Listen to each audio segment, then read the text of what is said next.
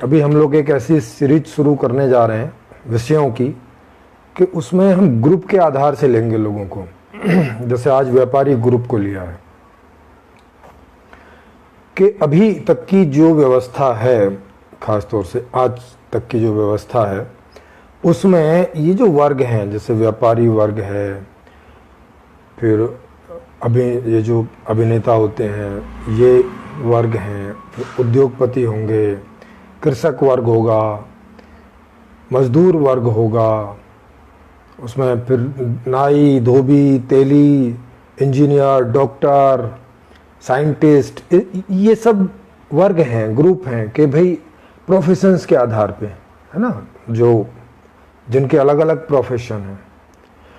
तो उन लोगों को अपने प्रोफेशन में क्या क्या समस्याएं हैं आज की व्यवस्था में, विशेष रूप से भारत में, और थोड़ा बहुत जो आप समझ सकेंगे तो विश्व के पटल पर भी।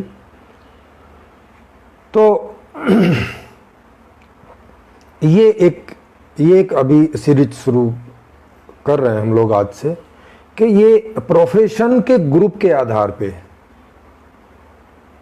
है ना, प्रोफेशन के ग्रुप के आधार पे, प्रोफेशनली जो ग्रुप्स हैं उसके आधार पे, जैसे वकील हैं, जज हैं, सरकारी जॉब में हैं लोग बाग, प्राइवेट जॉब में हैं लोग बाग, है ना, तो ये विभिन्न सारे ग्रुप्स हैं अलग अलग।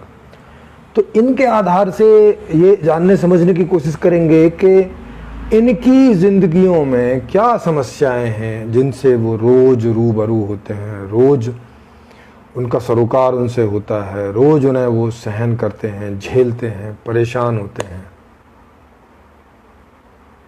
तो ये जो सारे ग्रुप्स हैं इसको एक एक करके लेंगे और वो संपूर्ण समाधान वाली जो व्यवस्था है उसमें इनका क्या समाधान है, क्या कोई समाधान है, क्या समाधान नहीं है तो क्या है, और वो जो भी समाधान आएगा निकल के बताया जाएगा। तो वो उनको उसमें अपना समाधान दिख रहा है कि नहीं दिख रहा है, तो उस ग्रुप से रिलेटेड जो भी लोग होंगे, उस प्रोफेशन से रिलेटेड जो भी लोग होंगे, वो अपने नीचे कमेंट्स वगैरह भी दे सकते हैं। वो चाहें तो उस पर ओपन मंच की जो हमारी मीटिंग है वहाँ पर भी वो क्वेश्चनर बना के, या अपने उनके पास कोई सॉल्यूशन है वो बना के वो वहाँ रख सकते हैं। तो इस तरह की एक सीरीज चल रही है आज से, जिसमें आज का पहला टॉपिक है व्यापारियों का हमने लिया है। क्यों लिया है? क्योंकि अभी व्यापारियों के ऊपर ही चर्चा चल रही थी न्यूज़ पर कि भाई अभी ये कोरोना की वजह से व्यापारियों की हालत बहुत बुरी है, नंबर एक। उसमें जो बड़े बड़े मॉल वगैरह आ गए हैं उनकी वजह से छोटे व्यापारियों की हालत ख़राब हो गई है। तो क्योंकि ये एक ताज़ा मुद्दा है तो ये मैंने यहीं से किया कि भाई इन्हीं से प्रारंभ करते हैं। आज के वीडियो में देखेंगे कि व्यापारी जो हैं, व्यापारियों की जो मर्चेंट हैं, व्यापारी हैं जो खरीद और बेच करते हैं, जो माने उद्योगपतियों से खरीद लेते हैं, पीछे जहाँ से ये चीज़ें प्रोड्यूस होती हैं वहाँ से खरीद लेते हैं और फिर वहाँ बेचते हैं जहाँ लोग इन्हें खरीद के और इनका उपभोग करते हैं। तो ये जो बीच में व्यापारी रहता है, खरीदने और बेचने वाला, आज इसकी बात करेंगे, इस ग्रुप की बात करेंगे कि भारत में इसकी कैसी स्थिति है। इसमें तीनों प्रकार के व्यापारी हैं, निम्न व्यापारी है, मध्यम व्यापारी है, उच्च व्यापारी है।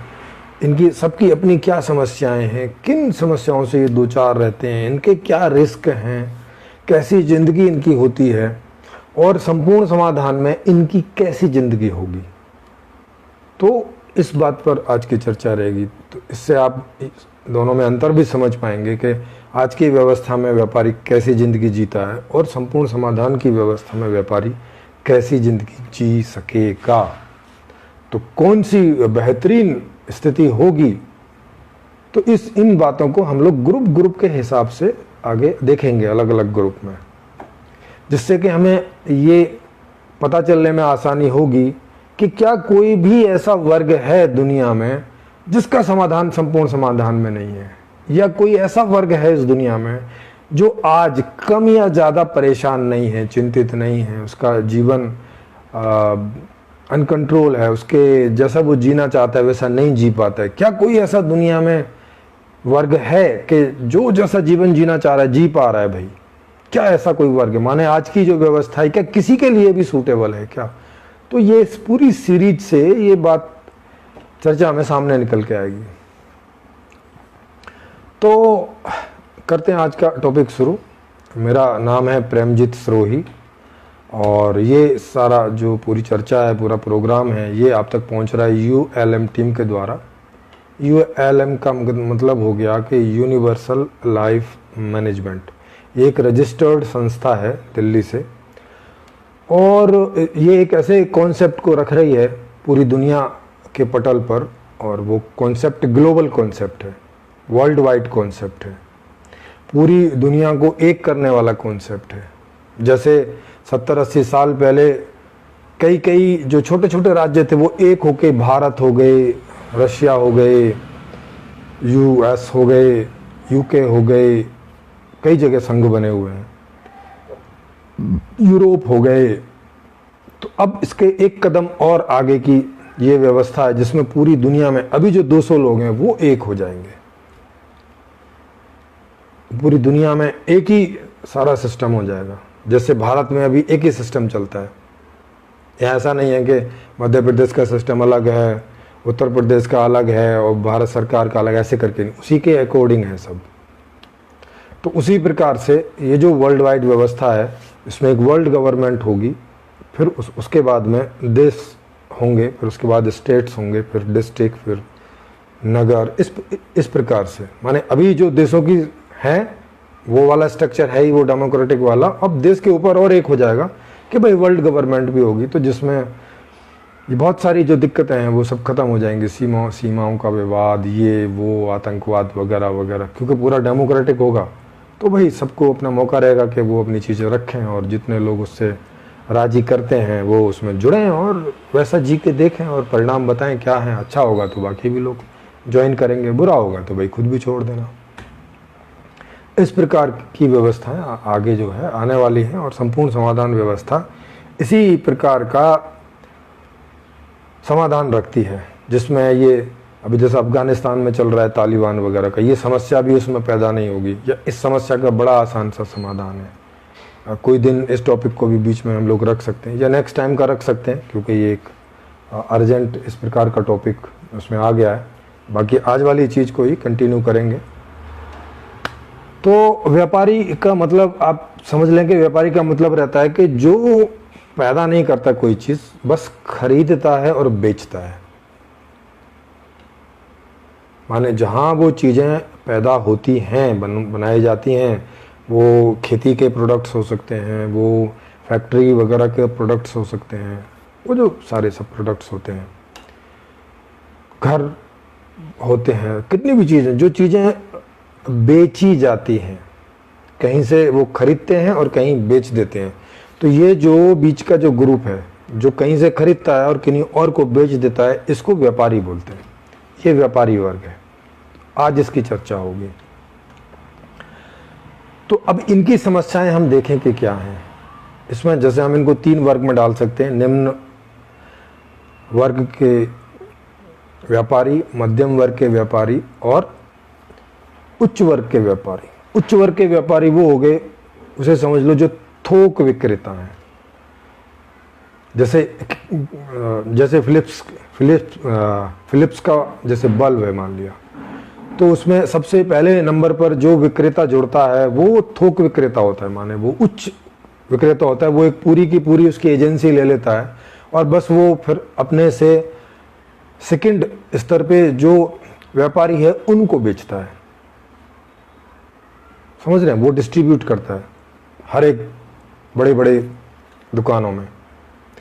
और फिर वहां से निम्न स्तर का व्यापारी होता है जो जैसे गांव स्तर पर है, वो शहर से इन दूसरे दर्जे के जो व्यापारी हैं इनसे खरीद के लाता है और गांव में बेचता है, और उसी हिसाब से उनका रेट बढ़ा रहता है। जो थोक का व्यापारी है उसका रेट में, और जो मिडिल क्लास माने शहरों का व्यापारी है उनके रेट में कुछ फ़र्क रहता है।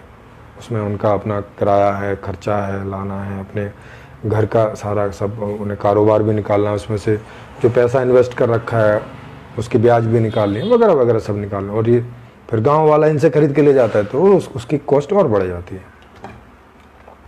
तो ये 3 व्यापारी आप ऐसे समझ लें इसको, गांव का व्यापारी, शहर का व्यापारी और थोक व्यापारी।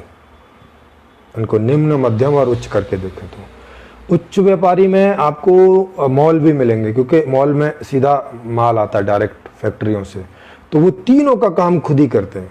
गांव में तो खैर मॉल होते नहीं, शहर में ही होते हैं, तो दोनों व्यापारियों का वो काम खुद ही करते हैं। माने सीधा फैक्ट्री से उठाते हैं थोक में सामान और खुद ही बेचते भी हैं जनता को। तो वो 2 व्यापारी का काम अकेले करते हैं। जनरली ये काम 2 व्यापारी करते हैं कि थोक वाला माल उठा के लाता है और वो फुटकर व्यापारी को बेच देता है शहर में। तो इनकी मुश्किलें और इनकी समस्याएं हम देखें। एक समस्या देखते हैं, जब नॉर्मल इकोनॉमी चल रही होती है, कोई कोरोना टाइप की बीमारी कुछ ऐसा नहीं है, तब इनका जीवन कैसे चलता है, फिर कोरोना का भी उसमें ऐड कर लेंगे। तो क्या रहता है कि सबसे पहले हम देखें जो बड़ा व्यापारी है, माने जो थोक व्यापारी है, उसकी समस्या क्या है। उसकी समस्या ये है कि वो जब भी किसी से एजेंसी लेता है तो उसे एक बड़ी रकम वहाँ जमा करनी पड़ती है, क्योंकि जो उद्योगपति है वो ऐसे बिना उस पर वो ऐसे पैसा नहीं देता। वहाँ आप 5-10 लाख रुपए जमा करेंगे तो वो 12-14 का सामान आपको उठा के दे सकते, थोड़ा ज़्यादा दे सकता है, वो भी जब आपके और उसके बीच में कनेक्शन फिट बैठ जाए। नहीं तो शुरू में वो आपको नहीं देता, बल्कि कई जगह तो ऐसे रहता है कि भाई आपको थोक व्यापारी बनना है तो आप 10 लाख वहाँ डिपॉजिट कराइए और 8 लाख का सामान उठाइए, 2 लाख आपका जो है जो आपका सिक्योरिटी है वो डिपॉजिट रहेगा। ज़्यादातर ऐसे होता है। और ये मैं छोटी चीज़ों में बता रहा हूँ। अब जैसे गाड़ी के थोक विक्रेता बनना है तो वहाँ करोड़ों में सिक्योरिटी में पैसा जमा होता है, और जो आप लेके आते हैं वो सब आपको उसके लिए अलग से करोड़ों जमा करके रखने पड़ते हैं। तो माने जैसा प्रोडक्ट उस तरह का उसमें इन्वेस्टमेंट है। तो सबसे पहले खतरा जो इनको होता है, इन सभी व्यापारियों को, वो रहता है कि ये जो इन्वेस्ट कर रहे हैं उस सामान में, जिस सामान के भी वो व्यापारी हैं, उसमें जो पैसा इन्वेस्ट कर रहे हैं वो पैसा कहाँ से आएगा। तो ज़्यादातर लोग ब्याज पे लेके करते हैं, क्योंकि सभी तो पैदाइशी वो नहीं है व्यापारी के भाई उनके माता पिता करते आए तो चलो वो जो पहले हो गया सो हो गया, वो उनका चल रहा है। तो ज़्यादातर सभी व्यापारियों को इन्वेस्टमेंट करके रखना पड़ता है, और वो मैक्सिमम ब्याज पे पैसा उठाते हैं, बैंक से उठाते हैं जो बड़े व्यापारी हैं। जो छोटे व्यापारी हैं वो उनको कई बार बैंक से नहीं मिलता तो वो जो है लोकल से भी लेते हैं और बहुत ज़्यादा ब्याज वो चुकाते हैं। तो सबसे बड़ा सरदर्द इनको एक ये रहता है कि या तो इनकी पूंजी उसमें इन्वेस्ट होती है तो उस पूंजी का रिस्क रहता है, और एक उस पर उनको ब्याज भी देना होता है। एक ये सिरदर्दी उनके सिर पे हमेशा चढ़ी रहती है। उसके बाद वो जो जगह किराए पे लेते हैं, उस जगह का हर महीने का किराया होता है, और ये लगभग आप बेकार से बेकार लगा लें तो 2-3-4-5 हज़ार रुपये का गरीब सी जगह पे दुकान, और किसी कनाट प्लेस या द्वारका जैसी जगह पे दुकान, मतलब 25-25, 50-50 हज़ार रुपये महीने के किराए की दुकान होती है। आप कनाट प्लेस में चले जाओ, छोटा सा खोखा मिलेगा आपको 25,000 30,000 रुपये महीने का। कफार मार्केट चले जाओ करोल बाग में, तो आपको वहाँ एक छोटा सा एक कोना मिलेगा अपना काउंटर रख के बेचने के लिए, वो 20-20, 30-30 हज़ार रुपये में। तो वो सब उन्हें, तो वो एक सिरदर्दी रहती है कि हर महीने उनको ये तो निकालना ही है, ठीक, प्लस अपने घर का खर्चा निकालना है। तो उनको कितनी इनसिक्योरिटी रहती है कि अगर उनका बिजनेस नहीं चला तो उनका मूल भी डूबेगा और ब्याज तो उस पर देनी ही देनी है। ये बहुत बड़ा रिस्क रहता है, नंबर 1। नंबर 2 रहता है कि इनके कॉम्पिटिटर भी रहते हैं जो एक ही चीज़ को कई सारे लोग बेचते हैं, तो वहाँ कंपटीशन भी रहता है कि भाई मैं अपना सामान ज़्यादा बेचूं कि वो ज़्यादा बेचे, तो उसमें मार्जिन कम हो जाता है। ये उपभोक्ता के लिए तो अच्छा रहता है, मगर चूँकि आज हम व्यापारियों की दृष्टि से बात कर रहे हैं तो ये बात व्यापारियों के लिए बड़ी खराब होती है, क्योंकि उन्हें कम से कम मार्जिन पर बेचना होता है। ये मांग और आपूर्ति वाले सिद्धांत में जो आज का पूरा पूंजीवाद है, उसमें ये नियम है कि जिस चीज़ के विक्रेता व्यापारी ज़्यादा होंगे तो उनमें उसको लेके कंपटीशन ज़्यादा होगा, उसमें उनका मार्जिन हमेशा कम रहता है। जो चीज़ ज़्यादा व्यापारी बेच रहे हैं, जिसमें मोनोपोली है तो उसमें तो कुछ नहीं होता। अब जैसे मारुति का कोई भी शोरूम है तो कंपनी भी एक जगह में एक ही आदमी को देती है, ज़्यादा लोगों को नहीं देती। तो उनमें उनको रहता है कि भाई इतने बड़े एरिया में हमारा एक ही शोरूम होगा, तो वो एक शोरूम रहता है तो उतने बड़े एरिया में वो रहता है, उसको कंपटीशन इतना नहीं करना पड़ता। लेकिन जो ऐसी चीज़ें हैं कि जो कहीं भी हर नुक्कड़ पे गली पे व्यापारी जो है उन चीज़ों को बेच रहा है, डेली बेसिस की बहुत सारी चीज़ें हैं जिनमें मोनोपोली नहीं होती, उनमें मार्जिन कम होता है। मार्जिन कम रख के ही बेचना पड़ता है, क्योंकि आप ज़्यादा में बेचने की कोशिश करोगे तो जो उपभोक्ता है वो उसके पास जाएगा जो थोड़ा कम में बेच रहा होगा।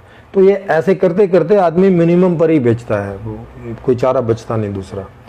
अब उस मिनिमम में से ही उसको अपना इन्वेस्टमेंट भी बराबर करना है, उसमें से ब्याज भी निकालना है, जगह का किराया भी देना है, अपनी भी तनख्वाह देनी है, और अगर उसने कुछ सहयोगी भी लगा रखे हैं वर्कर, उनकी भी तनख्वाह देनी है, और ये हर महीने निकालना है। ये हर महीने की उसकी सिरदर्दी है। कोई होटल चलाता है तो वहाँ उसको स्टाफ है, बिजली का बिल है, जगह का किराया है ना, ये सब निकालना पड़ता है। और कस्टमर तो हाथ में होते नहीं कि भाई इतने कस्टमर आ ही जाएंगे महीने में, वो डिपेंड करता है, आ जाएं तो आ जाएं, नहीं आ जाएं तो नहीं आ जाएं।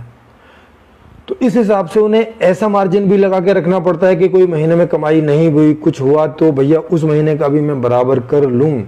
तो ये सब सारे हिसाब किताब उनको जो है लगा के रखने पड़ते हैं। और तो आप सोच सकते हो कि वो मेंटली कितने उनको दिक्कत रहती है। कुछ थोड़े से लोगों को छोड़ दें कि जिनकी कोई ना कुछ करके मोनोपोली की वजह से, या वो थोक विक्रेता हैं तो थोक विक्रेता का भी एक इलाके में लगभग एक ही आदमी को मिलता है।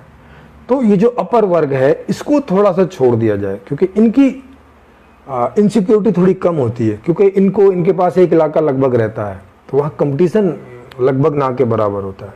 तो ये जो अपना जो रेट से देते हैं वो देते ही हैं। तो पहले दर्जे का जो व्यापारी है उसको पैसा तो बहुत इन्वेस्टमेंट होता है उसका, लेकिन उसको वो निकल आता है। उनको भी हैं कई सारी इनसिक्योरिटी, जैसे उदाहरण के लिए उसने 10 करोड़ का माल उठा लिया, क्योंकि उनको तो उठाना भी ज़्यादा पड़ता है।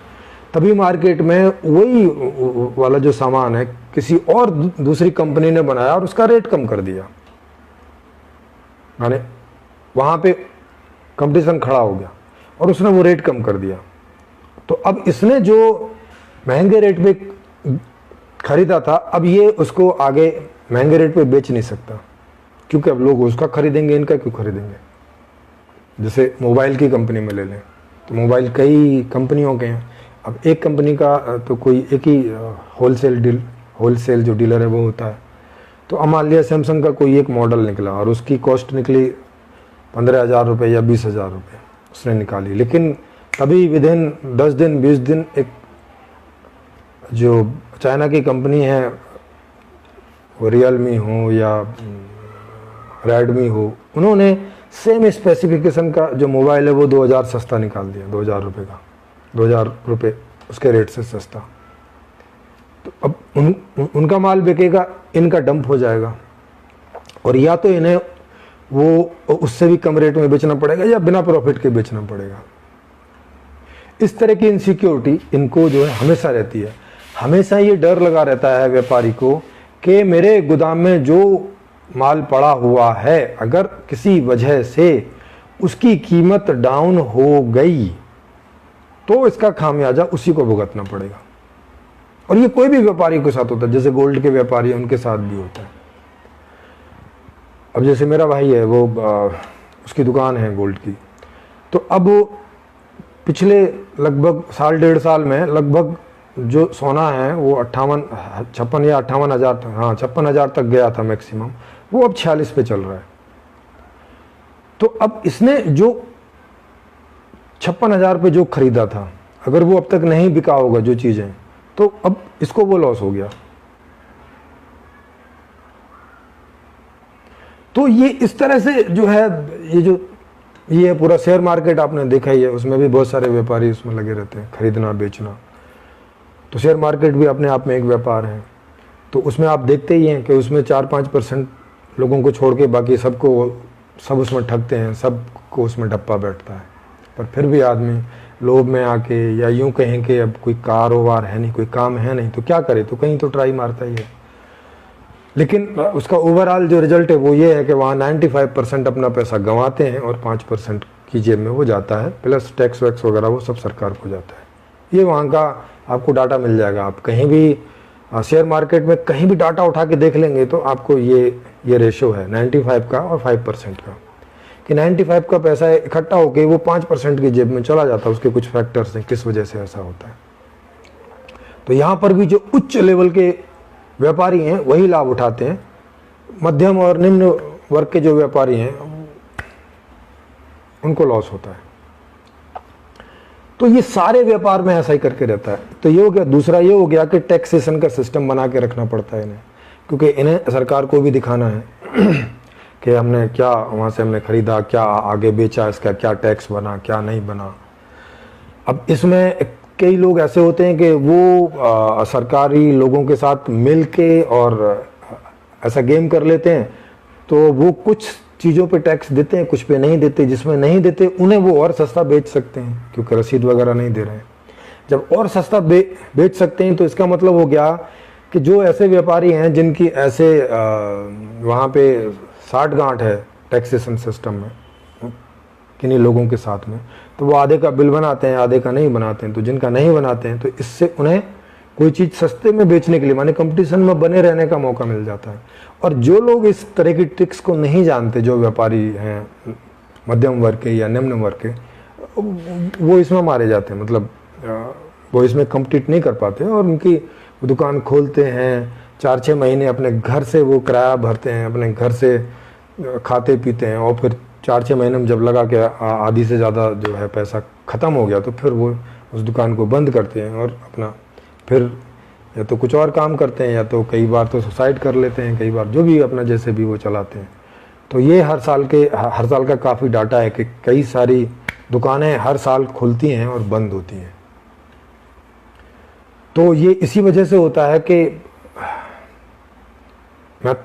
मैथमेटिक्स अर्थशास्त्र का मैंने आपको पहले से बताया हुआ है, उसको आपको देखना है तो उसके नीचे कोई आपको लिंक मिल जाएंगे उस तरह के वीडियोज़ के, तो वो आप देख सकते हैं कि ये सब क्यों होता है, इसके मूल में क्या है।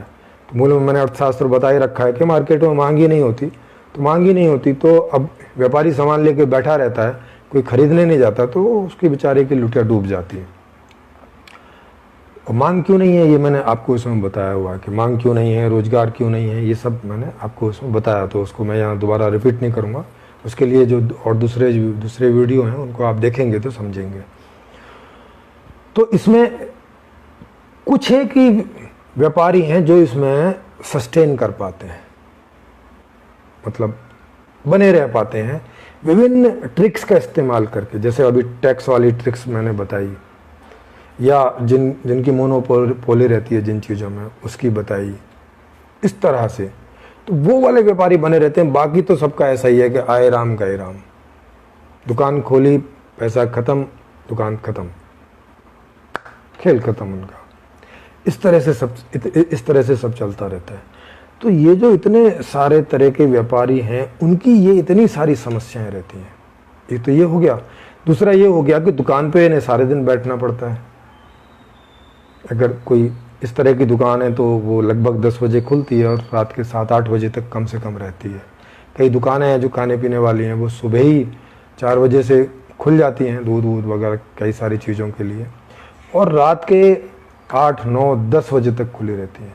आप समझ सकते हो, माने 12 घंटे से भी ज़्यादा उन्हें जॉब करनी पड़ती है वहाँ पे, समझ रहे हैं। तो अब 12 घंटे 14 घंटे अगर कोई आदमी दुकान खोलेगा तो उसकी क्या हालत बनेगी। मतलब वो तो ऐसे समझो जैसे कि बस नौकरी जैसा ही जीवन गुजरेगा, बाकी कहीं भी वो कोई जीवन जी नहीं पाएगा, ना घर वालों को समय दे पाएगा, ना गर्लफ्रेंड बॉयफ्रेंड कर पाएगा, ना कहीं जिम जा पाएगा, ना कहीं खेल देखने जा पाएगा, ना दूसरे एंटरटेनमेंट लेने जा पाएगा, ना बच्चों के साथ खेल सकता है, न कहीं रिश्तेदारी में जा सकता है, न किसी ओकेज़न में जा सकता है। मतलब आप उसका जीवन देख सकते हो कि घर से दुकान और दुकान से घर, ऐसे करके उसका जीवन हो जाता है। और वहाँ उसे बैठे रहना पड़ता है, ग्राहक आए तो ठीक है, नहीं आए तो भी बैठे रहना पड़ता है। ये इस प्रकार का प्रोफेशन है। तो ये कितनी सारी समस्याएं आप हो गई होंगी। अब इसकी वजह से फिर घर में समस्याएं पड़ती हैं। अगर दुकान बैठ गई, दुकान ठीक से चल नहीं रही है, इनकम नहीं हो रही है, तो घर को वो ठीक से चला नहीं पा रहा है, घर में बीवी को सामान नहीं ले जाके दे पा रहा है, माता पिता की सेवा नहीं कर पा रहा है, बच्चों को नहीं दे पा रहा है, तो वहाँ उसके रिश्ते खराब होते हैं, वहाँ पे वो चक चक चक चक रोज़ होती है। क्योंकि अब घर वालों को तो नहीं पता वहाँ बाज़ार में क्या हो रहा है, वो तो नहीं समझते कि भाई तुम्हारी दुकान क्यों नहीं चल रही है, क्या हुआ, उनको तो नहीं पता। उनको तो सीधी सी बात है कि महीने में उन्हें जो चाहिए वो आप दो, चाहे जहाँ मर्जी से ला के दो। तो उनके रिश्ते भी खराब होते हैं, घर से रिश्तेदारियों में खराब होते हैं, क्योंकि अब जिसका धंधा ही नहीं चल रहा है, बाकी क्या उसका ठीक चलेगा। एक तो ये हो गया। अब कोरोना जैसे टाइम में आप लगा लीजिए, ये एक बात तो रह ही गई जो चल रही थी। अब जैसे कई व्यापारी हैं जो ऑनलाइन हैं, जैसे अमेज़ॉन है, फ्लिपकार्ट है ना, ऑनलाइन जितना मार्केट है। अब वो क्या है कि आपको जो है चीज़ें घर पहुंचा देता है, और वो सीधे फैक्ट्री वालों से सीधे वो कनेक्शन कर लेते हैं। फैक्ट्री वालों को भी पता है कि ऑनलाइन आजकल बहुत बिकता है, तो वो एक ही जगह, और उसको एक ही जगह डीलिंग करनी पड़ती है, तो वो वहाँ सस्ते में डीलिंग कर लेता है। बजाय उनके द्वारा, जो अभी थोक डीलर थे, उनके द्वारा ये ऑनलाइन जो डीलर हैं, ये इनसे उनको ज़्यादा आसान पड़ता है, और वो ज़्यादा सस्ते में भी जो है इनको दे देता है, और ये भी आगे और सस्ते में बेच देते हैं। मतलब वो अपना और कम मार्जिन करके, क्योंकि ये तो वर्ल्ड वाइड बेच रहे हैं, माने पूरे देश में बेच रहे हैं, है ना। इनकी तो ऐसी दुकान है नहीं कि एक ही इलाका है तो उतने कई लोग आएंगे उसी में से सब निकालना है, नहीं, ये तो पूरे भारत के हिसाब से बेचते हैं। तो ये और भी कम मार्जिन से बेच देते हैं, जिससे जितना कि थोक व्यापारी नहीं बेच पाता है। तो अब इससे क्या होता है कि ये जो थोक व्यापारी, मीडियम व्यापारी और जो निम्न व्यापारी था, उसका पूरा हाईजैक कर लिया है ऑनलाइन ने। जितनी भी चीज़ें ऑनलाइन वाली हैं, उस ऑनलाइन मार्केट ने, अब ऑनलाइन मार्केट ने हाईजैक कर लिया, तो इन सबका जीवन जो है इनसिक्योरिटी पूर्ण हो गया। इनकी वैसी दुकानें चल नहीं रही हैं, इन्हें और भी कम मार्जिन पे अब बेचना पड़ रहा है, क्योंकि जो मोबाइल बाजार में 10,000 का होता है, अब वो ये लोग कभी कभी 4,000 में भी बेच देते हैं। उसमें भी क्रेडिट कार्ड वाली स्कीमें रहती हैं, उसमें बैंक भी जुड़ जाते हैं कि भाई अगर आप HDFC बैंक का क्रेडिट कार्ड यूज कर रहे हैं तो उस पर 2,000 रुपये की आपको रिबिट मिल जाएगी, 4,000 रुपये की आपको जो है सब्सिडी मिल जाएगी। इस तरह से करके 20-20 हज़ार का मोबाइल 15,000, 14,000, 12,000 तक में भी कभी कभी होता है। कभी कभी सेल होती है, धमाका सेल होती है ऑनलाइन पे, तो काफ़ी रेट कम हो जाते हैं। तो ऐसे में जो ये मार्केटिंग वाली स्ट्रेटेजी है, जो ये मार्केट, ओपन मार्केट वाली है, दुकान जो होती हैं, फिजिकली जो दुकान रहती है, वो पूरा व्यापारी जगत इससे सफ़र करता है, और वही सफ़र नहीं करता है। अब अगर 10,000 की चीज़ें 6,000 में या 4,000 में बिकेंगी तो टैक्स भी उसी हिसाब से होगा, तो इससे जो देश को कलेक्शन होती है उसमें भी फ़र्क पड़ता है। और चूँकि नियम तो सबके लिए ये एक जैसा होगा, तो इससे सरकार को भी चपत पड़ती, माने समाज को भी चपत पड़ती है इस तरह से। तो ये कई ऐसी चीज़ें हैं, इससे उपभोक्ता को लेकिन फ़ायदा होता है कि 10,000 का सामान 4,000 में मिल रहा है, 6,000 में मिल रहा है, तो उपभोक्ता को फ़ायदा होता है इससे। और अब जैसे OLX वगैरह ऑनलाइन आ गए हैं, अब उसमें क्या होता है कि आप पुराना सामान भी बेच सकते हो, तो अब वहाँ पुराना सामान थोड़े अच्छे रेट में चला जाता है। पुराना सामान अच्छे रेट में चला जाता है, तो वो जो आदमी था जिसने पुराना सामान खरीदा, अब वो नया तो खरीदेगा नहीं, तो मार्केट में उसकी वजह से कम डिमांड होती है। तो इस तरह से करके, तो इससे उपभोक्ता को तो लाभ रहता है, लेकिन वही उपभोक्ता कहीं ना कहीं व्यापारी भी है। माने भाई ये तो डेमोक्रेसी है ना, क्योंकि हम ही खरीदार हैं, हम ही पैदा करने वाले हैं और हम ही बेचने वाले हैं। अगर ऐसे बोले कि हम भारत के वासी है ना, जनता का तंत्र, जनता के लिए, जनता से, जनता के द्वारा, तो ये सारे के सारे, तो हर आदमी तो इन रोल्स को कहीं ना कहीं निभाता है हर जगह। वो कहीं व्यापारी होता है, तो कहीं वो उद्योगपति होता है, माने कुछ प्रोड्यूस कर रहा है, तो कहीं वो खरीदार होता है। तो कुल मिला के एज ए उपभोक्ता हमें फायदा होता है, लेकिन एज ए प्रोफेशन हमें नुकसान रहता है। तो ऐसा गड़बड़ झाला जैसा चलता है जीवन में। एक तरफ हम चाहते हैं कि भाई हमारा व्यापार बढ़िया चले, दूसरी तरफ हम चाहते हैं कि चीज़ें सस्ती से सस्ती हमें मिले।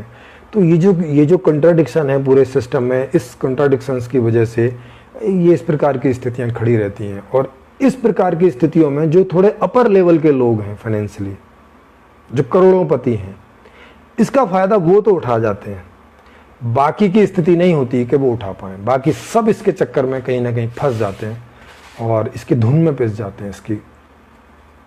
इसका जो इम्पैक्ट है वो उनके ऊपर आता है। और ये ऑक्सफैम की रिपोर्ट भी है, तो उससे आप ये बात समझ भी सकते हैं कि जैसे भारत में देखें तो 73% से ज़्यादा इनकम पूरे साल की 1% आदमी की जेब में जाती है। अब ये 1% कौन है? 1% वही है जो बड़ा उद्योगपति है, बड़ा व्यापारी है, ये वही 1% है, निम्न वाला नहीं आता उसमें।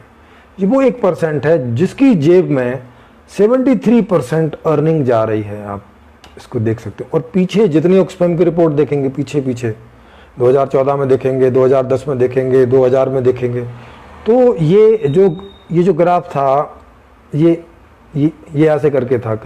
कभी आपको मिलेगा 40%, 1% की जेब में जा रहा है, फिर 45%, 50%, ये ऐसे बढ़ता जा रहा है।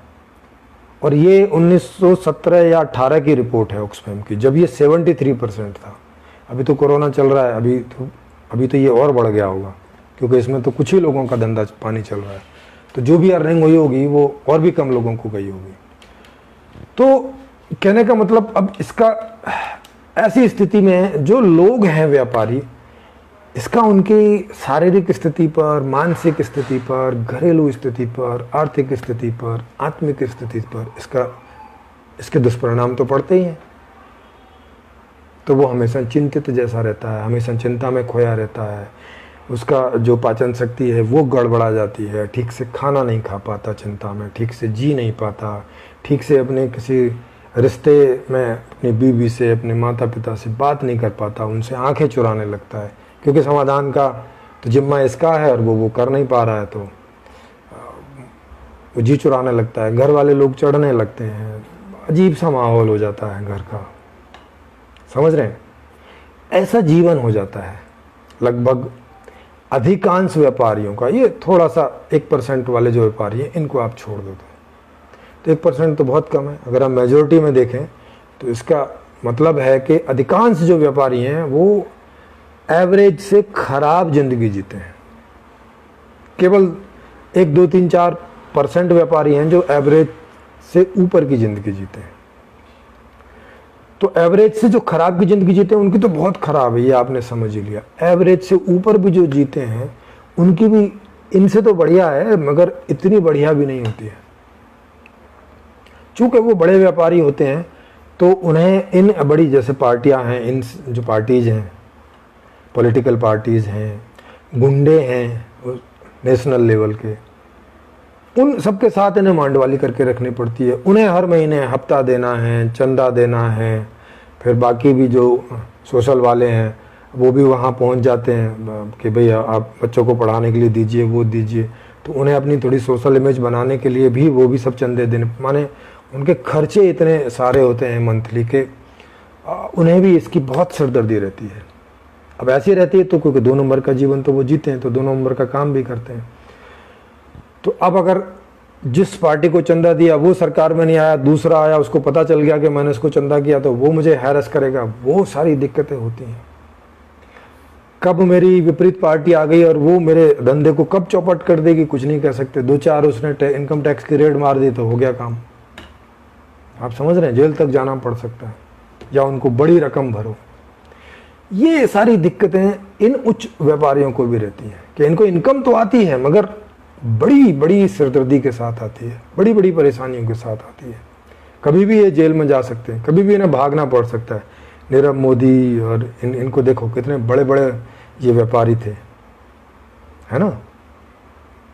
तो जब इस तरह का रहता है तो उन्हें भागना पड़ता है देश से, चीजें उनकी कुर्की तक हो जाती, जिंदगी बर्बाद जैसी हो जाती पूरे घराने की। तो ये सारी इनसिक्योरिटी, ये सारी परेशानियां आप देख सकते हैं कि ये जो व्यापारी वर्ग है वो इनसे दो चार होता है जीवन में। अब कोरोना का टाइम आ गया तो ये अब तो डिमांड ही नहीं है।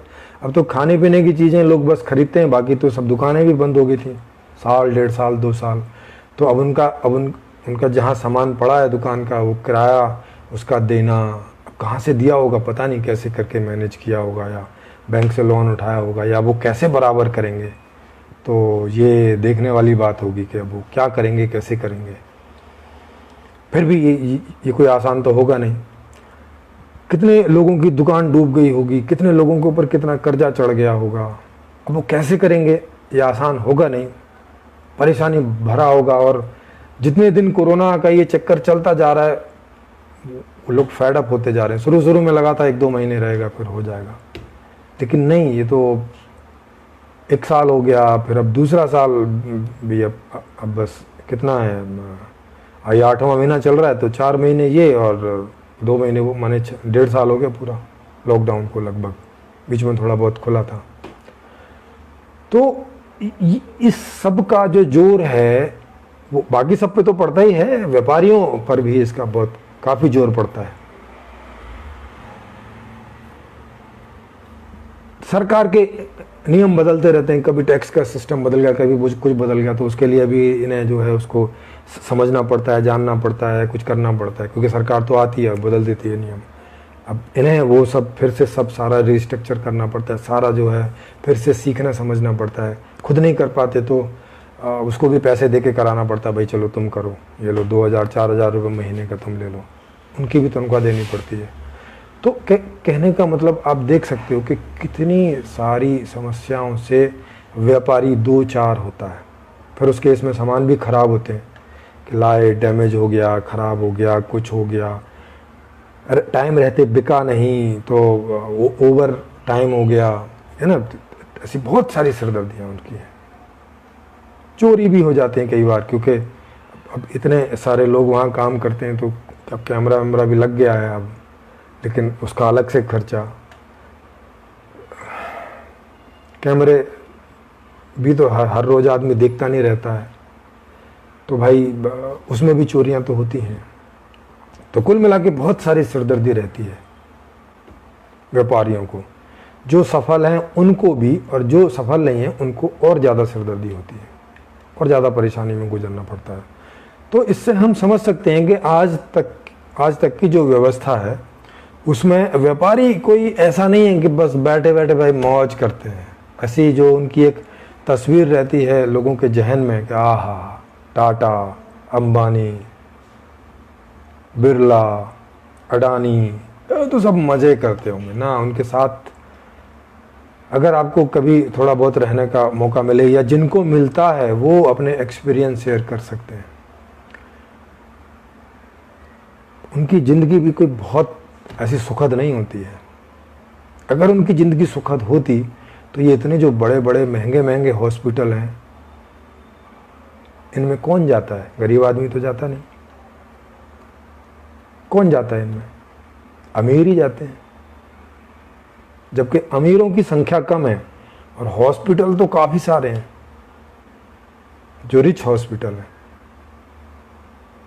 इस हिसाब से देखेंगे तो वो किन से चलते हैं? वो इन्हीं अमीरों से चलते हैं। वही वहाँ का, तो जब भी कुछ भी अपना इलाज कराने जाते हैं वही वहाँ का सारा वहन करते हैं, क्योंकि वहाँ पुअर आदमी जाता नहीं, गरीब आदमी जाता नहीं।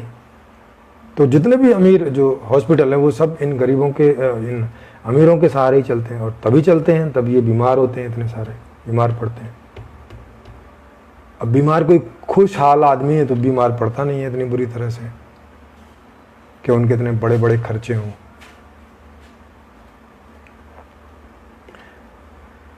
ये मैंने आपको उदाहरण इसलिए दिया कि आप समझ सकें कि उनकी भी समस्याएं कम नहीं होती हैं। उनकी समस्याएं मानसिक रहती हैं, तो फिर उसका असर शरीर पे भी पड़ता है, तो शारीरिक भी होती है। उनके पास सुख सुविधाएं जरूर रहती हैं, मगर दूसरी तरफ ये मानसिक समस्याएं उनके साथ बहुत लगी रहती हैं। क्यों लगी रहती हैं? ये भी गलत व्यवस्था की वजह से लगी रहती हैं। इनमें से उन्हें दो चार होना पड़ता है। अब देखें कि संपूर्ण समाधान में इनका जीवन कैसा होगा।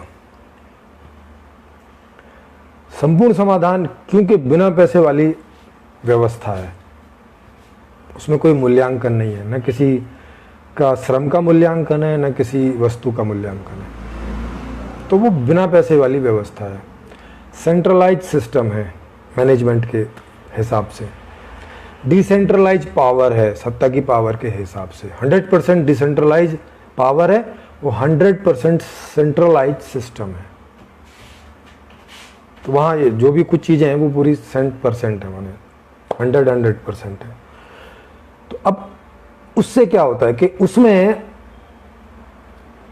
डिमांड के आधार से है कि जो लोग उसमें डिमांड करेंगे, क्योंकि पूरा ऑनलाइन सिस्टम है, तो जो डिमांड करेंगे वो डिमांड सेंट्रलाइज सिस्टम में जाएगी और वहाँ से वो जहाँ जहाँ उनका प्रोडक्शन होता है वहाँ चली जाएगी और वहाँ उनका प्रोडक्शन होके और फिर कुरियर के थ्रू सारी चीज़ें जिस भी एड्रेस से डिमांड आई वहाँ पे वो चली जाएगी।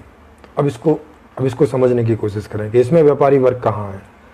तो वहाँ व्यापार तो होगा नहीं, क्योंकि कुछ खरीदने बेचने जैसा है नहीं, मगर जो व्यापारी वर्ग अभी जो ये काम करता है वो क्या करता है कि जहाँ से चीज़ें प्रोड्यूस होती हैं वो वहाँ से उठाता है और अपने पास ला के रख लेता है, और फिर उपभोक्ता जो खरीदार है वो उसकी दुकान तक जाता है और वहाँ से खरीद के लेकर आता है।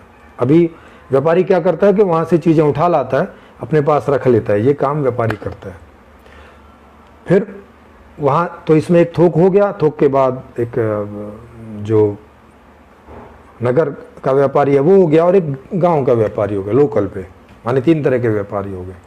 उसमें संपूर्ण समाधान में ये 3 तरह के व्यापारी क्या कर रहे होंगे कि जहाँ से डिमांड आई होंगी, तो जैसे मान लिया कि दिल्ली का एक इलाका है कि भाई पालम का इलाका है जैसे, तो पालम इलाके का एक थोक यहाँ पे होगा जिसके पास में जितनी भी डिमांड गई होंगी, तो वो जैसे जैसे उनका प्रोडक्शन होता रहेगा वो सारा का सारा सामान उसके पास आ जाएगा, वो प्रोड्यूस होके वो वहाँ आ जाएगा। एक पालम में एक सेंटर बना होगा जो उस सेंटर को चला रहा होगा, जो भी एक आदमी होगा जिसकी वो वहाँ पे ड्यूटी होगी, तो वो सारा सामान जो है वो वहाँ आ रहा होगा और वहाँ से जो लोकल कुरियर हैं वो वहाँ आएंगे और उनके लोकल कुरियर के इलाके बटे होंगे कि भाई महावर इनकलेव की 4 गली इस कुरियर के पास हैं, महावर इनकलेव दूसरी वाली 4 गली इस कुरियर के पास हैं, माने उस इलाके में जितना होगा तो वो कुरियर वालों के हिसाब से जो है वो सारा का सारा सिस्टम बटा होगा। तो वो उसका क्या काम होगा कि वो इन कुरियर वालों को उनके एड्रेस के हिसाब से उनको दे देगा और कुरियर वाले फिर वो घर जाके उसको डिलीवर कर देंगे। तो ये ऐसे व्यापारी हो गए, माने एक थोक व्यापारी हो गया एक इलाके का, पूरे दिल्ली का बोलें तो उसका एक पूरा थोक का हो गया कि भाई पूरे दिल्ली का एक थोक व्यापारी हो गया जो पूरी दिल्ली का सामान आ रहा है, वहाँ से फिर वो पालम का इलाका, जनकपुरी का इलाका, द्वारका का इलाका ऐसे बटे हुए हैं और फिर उसमें लोकल, तो ये वहाँ भी ऐसे 3 व्यापारी टाइप के काम हो गए। तो अब वहाँ कोई सिरदर्दी है नहीं, क्योंकि ना तो आपको कोई इन्वेस्टमेंट करना है कि भाई आपको 4 करोड़ 6 करोड़ या 10 लाख 20 लाख, अगर आप दूसरे दर्जे के व्यापारी हैं, आपको कहीं ये इन्वेस्टमेंट करनी है, सिक्योरिटी लगा के रखनी है, ऐसा कोई ज़रूरत है नहीं। किसी जगह का किराया आपको देना नहीं है, क्योंकि वो सारा इंफ्रास्ट्रक्चर सब बना हुआ ही मिलेगा। सारे दिन बैठना नहीं है आपको कि भाई सुबह 6 बजे से लेके और रात के 8-10 बजे तक बैठना नहीं, वो भी नहीं बैठना। 4 से 5 घंटे की आपकी ड्यूटी है, उतने में आप अपना काम करके जो आपका है उतने में डिस्ट्रीब्यूट किया और चले गए, वो वहाँ टाइम सेट होगा। बाकी जो है उनका भी 4-4 5-5 घंटे का है। आखिरी वाला जो है जो वो एड्रेस पे पहुंचाएगा, वो कोई भी 4 घंटे में कभी भी एड्रेस पे पहुंचा दे उसका काम खत्म। तो माने जो 8 घंटे 10 घंटे दुकान पे बैठने का सिरदर्द है वो भी नहीं, दुकान के किराए की कोई सिरदर्दी नहीं, किसी चीज़ का रेट कम हो जाएगा ये हो जाएगा उसकी नहीं, कंपटीशन कोई नहीं, समझ रहे, कोई सिरदर्दी नहीं है किसी भी प्रकार की। कोई सामान डैमेज हो गया कोई सिरदर्दी नहीं, मतलब सिरदर्दी ही नहीं है किसी भी बात की। 4 से 5 घंटे की ड्यूटी सभी की, और लिस्ट के हिसाब से जो भी सारी लिस्ट होगी उसके हिसाब से आपने वो सामान डिस्ट्रीब्यूट कर दिया। अब जैसे मेन वाला है तो उसने लोकल वालों को डिस्ट्रीब्यूट कर दिया, लोकल वाले हैं तो उन्होंने जाके एड्रेस पे अपना डिस्ट्रीब्यूट कर दिया 4 से 5 घंटे के अंदर अंदर। और वो उतने ही इलाके उनके अंदर में अंतर्गत में होंगे जो ऑन एंड एवरेज 4 से 5 घंटे में वो अपना ये काम कर सकें। इस हिसाब से ही सारे के सारे स्टोर बनेंगे और उसको चलाने वाले बनेंगे, और उतनी ही लोगों की वहाँ संख्या होगी कि वो 4 से 5 घंटे में ही डेली का करके और ये सब मेंटेन करते रह सके। तो अब इसमें देखो, इसमें उनको सिरदर्दी नहीं है, कोई जमा नहीं करना, कोई इन्वेस्टमेंट नहीं है, कोई कहीं से लोन नहीं लेना है, कोई किसी को ब्याज नहीं देना है, सारे दिन नहीं बैठना है, कोई टैक्स सिस्टम नहीं है कि उन्हें भाई ये करके होना है कि भाई टैक्स बचाना है, कुछ करना है या कैसे करें या क्या करें, किसी से कुछ करवाना नहीं है। सबका अपना अपना वहाँ जॉब है, बस जितना आपका जॉब है आपको उतना ही देखना है, बाकी से आपको कोई मतलब नहीं है। बाकी जितना जिसका होगा वो देखेगा, जो मैनेजमेंट का होगा वो अपना मैनेजमेंट का देखेगा। समझ रहे हैं? पूरा सिस्टम ऑनलाइन है, तो ऐसे लिखत पढ़त कुछ बहुत करने नहीं है, सब ऑनलाइन सारा डाटा रहेगा, बटन दबाओ सारी जानकारी आपके पास है, कब क्या हुआ, कहाँ हुआ, बड़ा आसान है। उसमें आपको नहीं भी चलाना आता होगा तो डाटा ऑपरेटर्स आपके पास रहेंगे, आप जस्ट उनको पूछोगे वो आपको डाटा देते रहेंगे। आप समझ रहे हैं कितना आसान है? कोई सिरदर्दी ही नहीं है कहीं से भी। इस पूरी व्यवस्था में कोई ऐसा पॉइंट ही नहीं है कि जहां से कोई सिरदर्दी प्रारंभ होती हो, जहां से स्टार्ट करती हो, कोई सिरदर्दी नहीं है। पीछे से सामान आया नहीं आया आपको कोई मतलब नहीं है उससे, वो पिछले वाले का काम है। आपके गोदाम में जो सामान आ जाएगा, जो आ गया है, यहां से आपका काम शुरू होता है और उसको उस आदमी के हैंड ओवर कर देना जिसके इलाके का वो सामान है, वो आपने हैंड ओवर कर दिया, आपका काम खत्म। बस इतनी आपकी जवाबदारी है कि जब वहाँ सामान आ गया ट्रक से या ट्रेन से या जो भी कुछ आपके गोदाम में आ गया, एड्रेस उसमें सब लिखा ही होगा एड्रेस के साथ में, आप क्योंकि वहाँ तो इकट्ठा करके आएगा, तो आपने जो जैसे बड़ा ट्रंक आया आपने खोला और उसको डिसमिनेट किया कि भाई अच्छा तो ये है, तो इलाके के हिसाब से किया और वो उतना उठा के वहाँ लोकल के आदमी को आपने हैंड ओवर कर दिया, उससे साइन करा लिया, आपका काम खत्म हो गया, आप घर जाइए।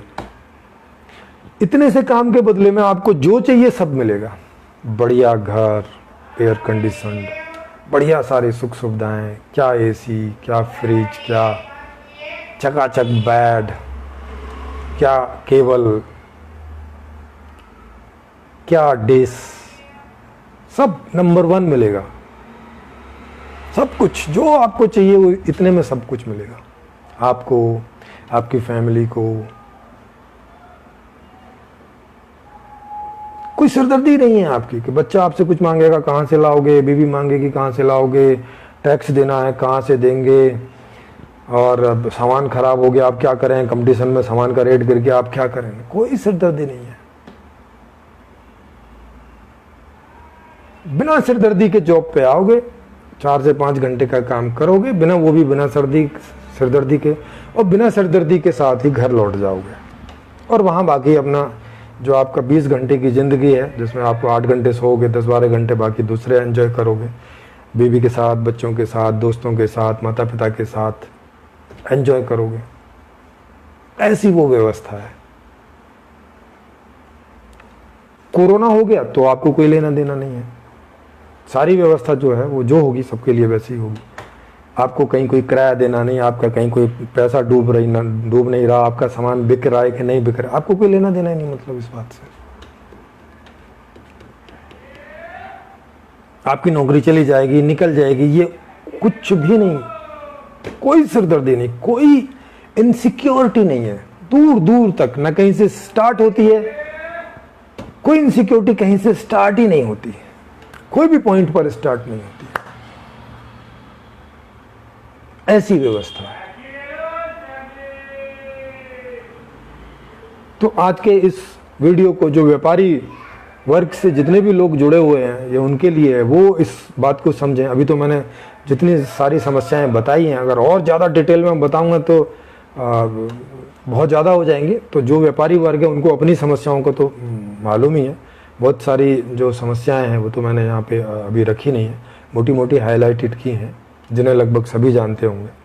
ये नहीं जानते हैं तो मेरे बताने से वो देखेंगे तो उन्हें पता चल जाता है। अगर किसी के कोई व्यापारी दोस्त हैं, कुछ हैं, तो उनसे बातचीत करके आप ये सारी समस्याओं को कंफर्म कर सकते हैं। और वो समय समय पर ये लोग जब टीवी वाले इनसे पूछते हैं तो बताते भी हैं। वो कई तो ऐसी समस्याएं जिन्हें खुल के नहीं बता सकते, वो भी होती हैं। लेकिन संपूर्ण समाधान व्यवस्था में तो कोई समस्या ही नहीं है, स्टार्ट ही नहीं है समस्या का कहीं पर भी, क्योंकि वहां शेयर मार्केट है नहीं, बैंक है नहीं, इंश्योरेंस सेक्टर है नहीं। अच्छा इन्हें इंश्योरेंस भी करा के रखना पड़ता है, पता नहीं दुकान में कब आग लग जाए, क्या हो जाए, चोरी हो जाए, लूट हो जाए, तो इन सब को इंश्योरेंस भी करा के रखना पड़ता है। तो इंश्योरेंस का पैसा भी निकालना, वो भी वहां सिरदर्दी नहीं है। अब सोचो, सिरदर्दी नाम की चीज ही नहीं है, मतलब सिरदर्द क्या होता है ये वहां पैदा ही नहीं होगा। संपूर्ण समाधान आने के बाद में ये नाम ही खत्म हो जाएगा, सिरदर्द।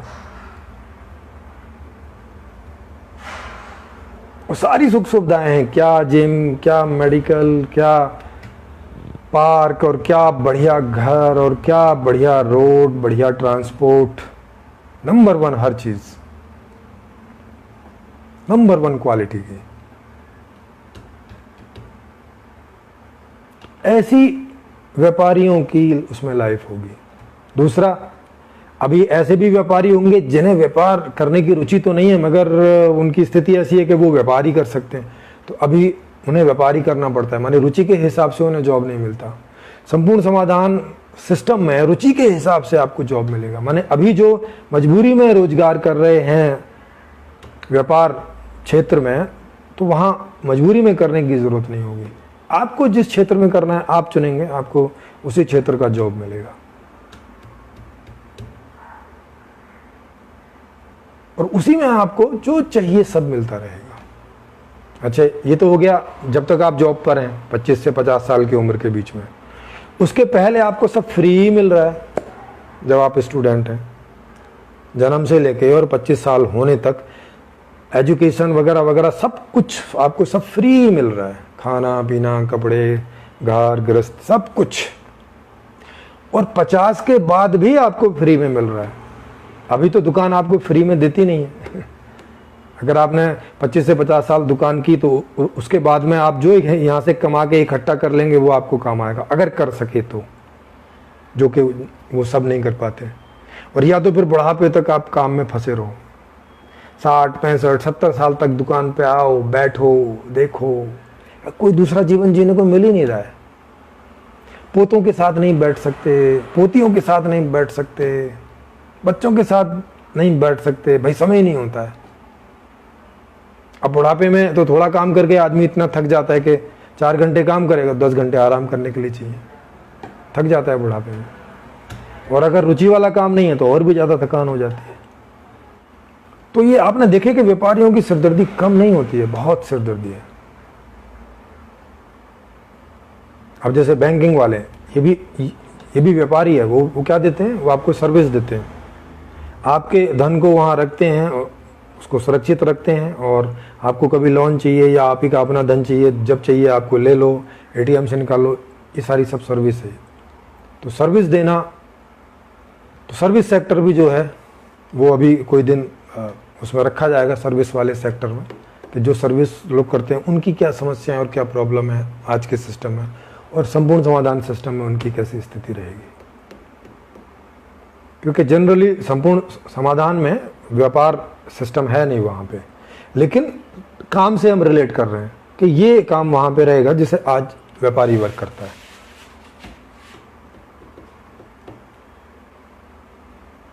उसी प्रकार से संपूर्ण समाधान सिस्टम में कई सारी सर्विसेज होंगी नहीं जो आज होती हैं, मगर उस तरह की जो लोग करने वाले हैं उसमें कैसी ज़िंदगी होगी उससे वो सब समझ सकते हैं उसमें। तो ये एक ऐसा सिस्टम कि जहां सिरदर्दी कोई पॉइंट पर शुरू ही नहीं होती है, कोई मानसिक समस्या कहीं शुरू नहीं होती, और फैसिलिटीज सारी, आपका गोदाम होगा, आपका ऑफिस होगा, आपका जो भी कुछ होगा सब एयर कंडीशनड होगा, सभी चीज से लैस होगा, टेक्नोलॉजी से लैस होगा, क्या कंप्यूटर, क्या पूरा सिस्टम, क्या अंदर छोटे छोटे जो वाहन होते हैं जो सामान को इधर उधर करते हैं। ऐसा नहीं कि पीठ पे लाद के वहाँ यहाँ से वहाँ करो, वहाँ से यहाँ करो, नहीं, सब पूरा टेक्नोलॉजी से लैस सिस्टम होगा। कोई कमर का दर्द पैदा करने की ज़रूरत नहीं है कि सामान उठाओ फेंको, सामान उठाओ फेंको, इससे कितना सारा सामान तो खराब हो जाता है।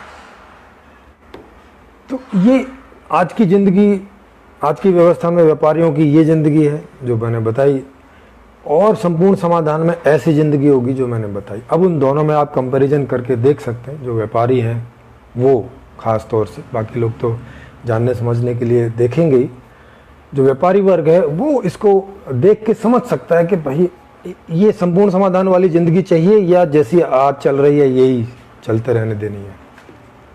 क्योंकि आज जो चल रही है इसमें केवल 2-4% व्यापारी ही अधिक धन कमा पाते हैं, बाकी लोग तो धन भी नहीं कमा पाते, जैसे तैसे ज़िंदगी चलाते हैं और सिरदर्दी भी उनको ज़्यादा रहती है।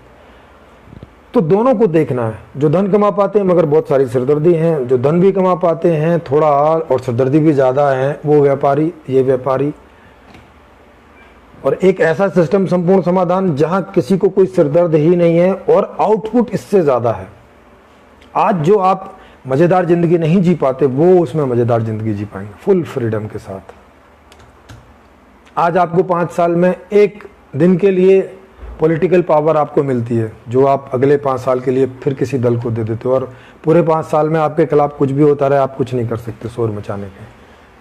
लेकिन उस व्यवस्था में 24 आवर, 24 घंटे, 12 मास, माने हमेशा पॉलिटिक की जो पावर है वो जनता के पास रहेगी, हमेशा 24 घंटे।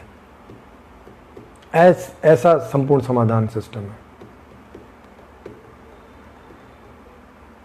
तो आप ये सब तुलना करके देख सकते हैं कि आपको ऐसा सिस्टम चाहिए या कि जैसा चल रहा है यही ठीक है भाई। तो ये आपको तय करना है। अभी हम लोग ये सारी बातें जनता तक पहुंचा रहे हैं, पूरी दुनिया में पहुंचा रहे हैं, अलग अलग भाषाओं में। तो हर देश में ये जब हम लोगों को लगेगा कि 70 से 80% लोगों तक हम लोग ये बात पहुंचा चुके हैं, तो फिर एक सर्वे हम लोग करेंगे, और उस सर्वे में वो सर्वे आपके पास आएगा और वो पूछेगा आपसे कि भाई आज वाली व्यवस्था को ही कंटिन्यू करना है या ये संपूर्ण समाधान वाली व्यवस्था में स्विच करना है, क्या चाहते हो आप। तो अगर 50% से ज़्यादा लोग हाँ करेंगे कि हाँ हमें इस नई व्यवस्था में स्विच करना है, ऐसी व्यवस्था में स्विच करना है, तो फिर उसके आगे इसका जो प्रोसेस है उस व्यवस्था में लाने के लिए वो प्रारंभ होगा आपकी इच्छा पर, अगर आप इच्छा करते हैं तो।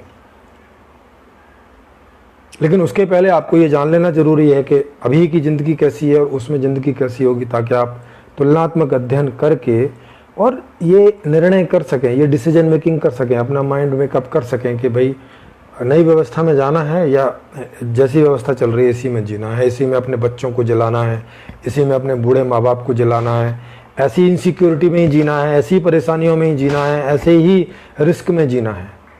ये आप तय करेंगे, माने हर आदमी अपने से तय करेगा। संपूर्ण समाधान ये ताकत आपको अभी से दे के चल रहा है आज के ही सिस्टम में। तो वो हर काम आपसे पूछ कर ही करेगा, और बाद में तो जब संविधान ही ऐसा हो जाएगा तब तो ये पावर वैधानिक रूप से आपके पास आ जाएगी, संवैधानिक रूप से। अभी संवैधानिक रूप से आपके पास नहीं है, मगर संपूर्ण समाधान की जो ULM टीम है वो ऐसा समझकर ही चल रही है कि जैसा आप चाहेंगे वैसा होगा। वो 24 घंटे वो पावर आपको देके अभी से चल रही है अपने काम के बारे में, और यही संपूर्ण समाधान में कंटिन्यू होगी। अगर आप लोग संपूर्ण समाधान लाने को उद्यत होते हैं, लाने को एग्री होते हैं, लाने को तैयार होते हैं, तो अब मैं कोई क्वेश्चंस अगर आपने पूछे हैं तो मैं उसके देख लेता हूँ। जी, क्या करेंसी पैसे के बिना मानव का शोषण संभव है? तो ये क्वेश्चन पूछा। जी बिल्कुल नहीं, क्योंकि शोषण का मतलब क्या रहता है? शोषण का मतलब रहता है कि आप जैसी ज़िंदगी जीना चाह रहे हैं वैसी ज़िंदगी जी नहीं पा रहे और उसमें बहुत सारे रोड़े अटक रहे हैं। या तो कुछ लोगों के पास पावर है कि और वो अपने हिसाब से आपको जिलाना चाहते हैं और आपको उनके हिसाब से जीना पड़ता है, अपने हिसाब से नहीं जी रहे हैं, ये भी एक शोषण है। पैसे की व्यवस्था है तो उसमें आपके पास पैसे नहीं पहुंच रहे हैं तो आप मांग नहीं कर पा रहे हैं तो आप अच्छी ज़िंदगी नहीं जी पा रहे हैं, ये भी शोषण है। तो शोषण के कई सारे तरीके हैं। तो संपूर्ण समाधान जो व्यवस्था है उसमें शोषण प्रारंभ ही नहीं होगा। क्यों नहीं होगा? क्योंकि मेन चीज़ आपके पास है। पॉलिटिकल जो पावर है 24 घंटे वो जनता के पास है, तो पावर ही आपके पास है, आपके हिसाब से ही सारा सिस्टम बनेगा चलेगा। तो शोषण की कहीं कोई संभावना ही नहीं है, क्योंकि खुद का शोषण थोड़ी करोगे। शोषण तो हमेशा दूसरा ही दूसरे का करता है, और वो तभी कर सकता है जब वो ज़्यादा पावरफुल है और आप कमज़ोर हो। तो पावरफुल आदमी में ही संभावना होती है कि वो कमज़ोर का शोषण कर ले। कमज़ोर तो पावरफुल का शोषण कर नहीं सकता। तो चूंकि वहाँ सब समान है, वहाँ कोई किसी का बॉस नहीं है, कोई किसी का वहाँ पे मालिक नहीं है, सब अपने अपने मालिक हैं। वो मालिकों की व्यवस्था है कि सब मालिक हैं और मालिक एक साथ होके और जी रहे हैं, तो वहाँ शोषण की संभावना ही नहीं है।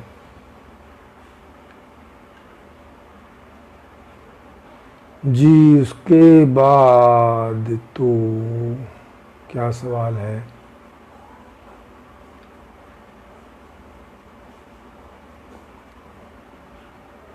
जी, योगा भूरे जी कह रहे हैं ये तो बैंकों का माया जाल हो गया। नहीं, बैंकों का कोई माया जाल नहीं है, वो बस एक सिस्टम है। अब सिस्टम में करेंसी रखेंगे तो बैंक तो होंगे ही ना, फिर तो बैंकों का माया जाल करके नहीं है। वीरभद्र सिंह चौहान जी कह रहे हैं प्रॉफिट वही है, व्यापारी ज़्यादा हो गए हैं इसलिए लाभ का प्रतिशत काफ़ी कम हो गया है। जब कोई नया प्रोडक्ट लॉन्च होता है तब शुरुआत में लाभ कुछ ठीक ही होता है, नहीं तो अधिकांशतः लगी पूंजी के हिसाब से लाभ कम होता है। अब मोनोपोली वाली चीज़ नहीं रह गई है। जी हाँ, मोनोपोली कम हो गई है पहले के मुकाबले।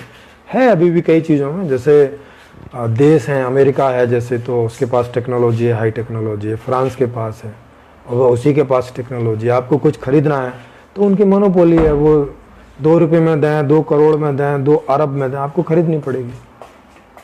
तो अभी भी मोनोपोली है बहुत सारी चीज़ों में, लेकिन पहले के मुकाबले कम हो गई है। तो ये चीज़ है। लेकिन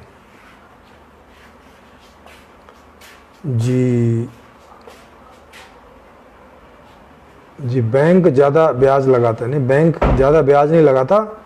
बैंक जब से आए हैं तब से तो ब्याज कम हो गई है पहले से। पहले तो ब्याज 50-50, 60-60, 70-70%, 100% तक भी ब्याज होती थी, जो अब 10-12-20 तक की रहती है। बैंकों की इससे ज़्यादा नहीं होती।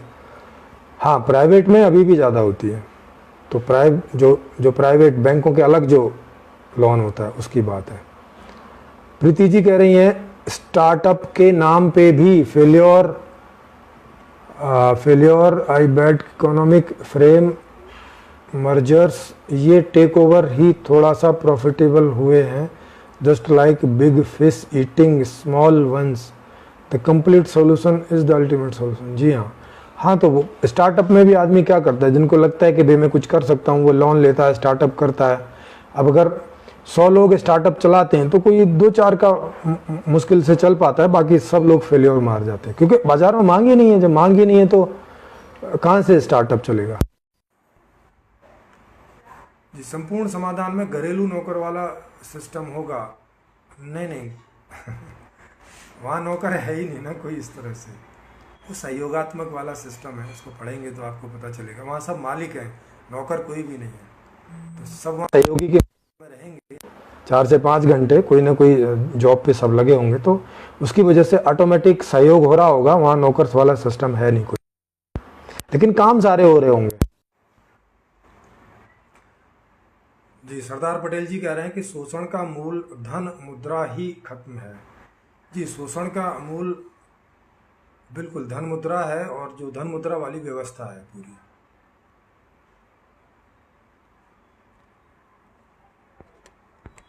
जी, तो और तो कोई प्रश्न है नहीं, तो इससे आप इस बात से समझ गए होंगे कि व्यापारियों के भी कितने हेडेक हैं, कितनी सरदर्दी है व्यापारियों के जीवन में भी,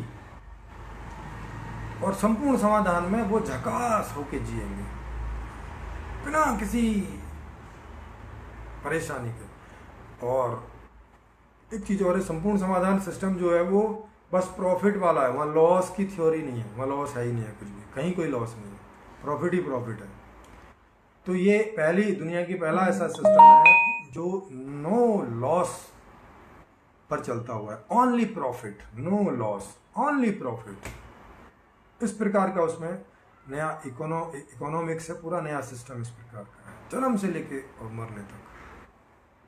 तो आशा है आप ये बात समझ गए होंगे, और अगले टॉपिक में फिर कोई और बात लेके, या ये एक बार तालिबानियों का टॉपिक ले लेते हैं कि इनका क्या समाधान है, क्या, जैसे मुझसे आज भी किसी ने सवाल पूछा था कि अगर आप होते और आपके आप ऐसी स्थिति में होते कि आपकी बात कोई सुनने वाला होता, और तो आप क्या सॉल्यूशन देते तालिबानियों वाली स्थिति में। तो उसका एक वीडियो हम लोग बनाएंगे, तो मैं अपनी अप्रोच आपको बता सकूंगा कि अगर मैं होता तो वहाँ पे मैं क्या सॉल्यूशन रखता और वो कैसे काम करता, या अभी भी जो मैं बताऊंगा वो अगर वहाँ तक पहुँचता है, वहाँ तक और भी दुनिया तक, तो इससे लोगों का अप्रोच बदलेगा, लोगों का चीज़ों को देखने का ढंग बदलेगा। तो नेक्स्ट ये रख लेते हैं, और फिर इस सीरीज को फिर से मतलब इस सीरीज को कंटिन्यू करते रहेंगे। तो आप सबका धन्यवाद, फिर मिलते हैं अगले उसमें। और ये आपको पसंद आया हो तो आप इसको लाइक करें और शेयर करें ज़रूर, क्योंकि एक हाथ से बहुत ज़्यादा नंबर में शेयर नहीं हो सकता, तो अगर सभी लोग करेंगे तभी ये ज़्यादा से ज़्यादा लोगों तक पहुंच सकेगा। तो सबका धन्यवाद।